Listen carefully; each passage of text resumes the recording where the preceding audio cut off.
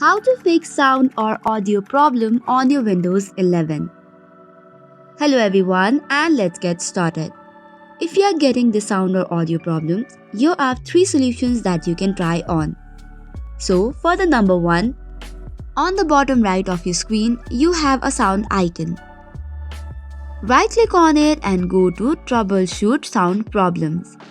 This way, it will start detecting any problems that is related to sound or audio on your computer.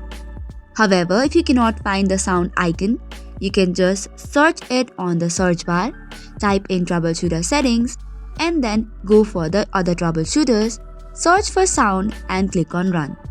This will detect the problems and solve it if any exist. This is the first solution. Moving on to the second solution.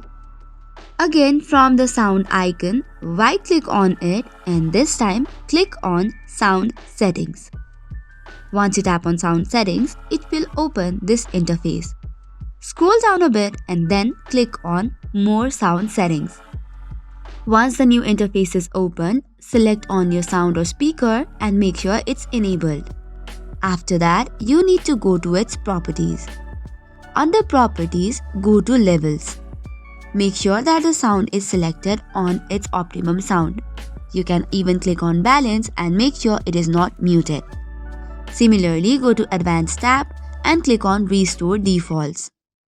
Similarly, go for the another tab which is Special Sounds and click on Restore Defaults. After this, click on Apply and then on OK. This should also probably fix the issue. However, if this does not, let's move on to the third solution. For this, right-click on the sound icon and click on Open Volume Mixer. Under Applications, make sure that all the applications have full sound, or you could also reset the sound devices and volume for all apps. This is applied only if you have issue with a specific application. So, these are the three solutions for today's video. For more such contents, do not forget to hit the like and subscribe button. Thank you and keep watching.